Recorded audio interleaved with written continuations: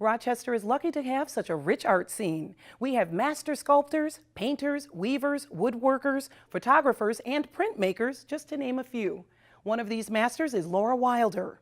Laura is a Roycroft Master Artisan, and her work shows it. Take a look.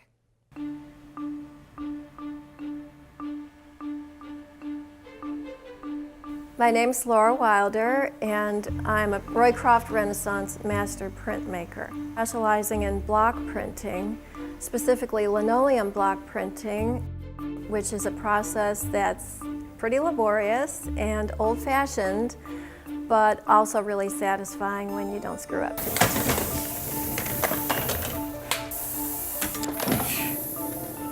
Originally, when I started my career, I was a commercial artist, a graphic designer, illustrator, and I kind of burned out on that. I wasn't getting work that resonated with me. Teenage Mutant Ninja Turtles microwave pizza ads were just not my thing, even though they paid really well. I was then searching for, what do I do now? And I discovered the Roycroft.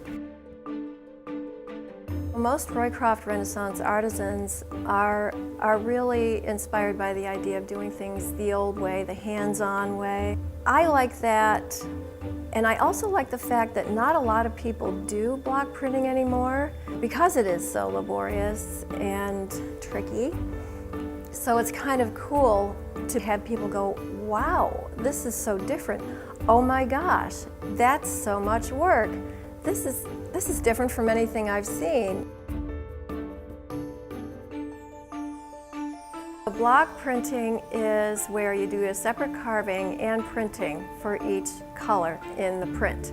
And you can't do all the carvings at once and then do all the printings. You have to do one carving and print it, and then figure out the next carving and the next printing, etc.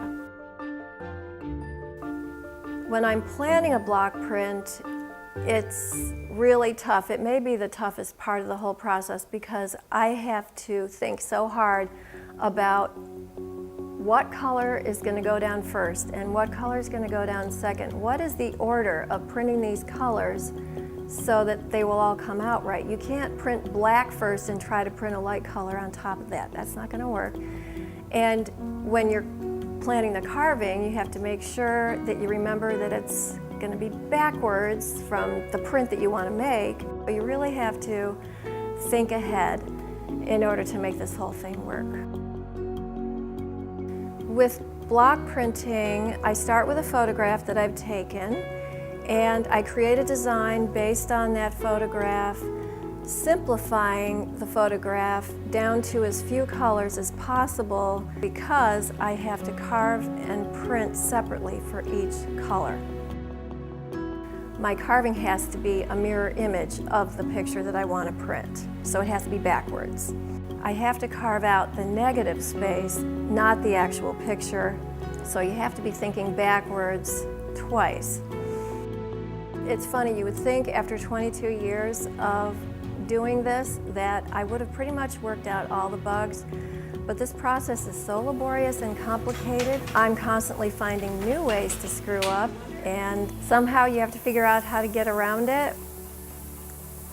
It's always an adventure, and I usually blog about it, and I admit all the mistakes along the way. But in the end, when you finish and you have a beautiful picture, not just one, but maybe 150 handmade prints, it's really satisfying.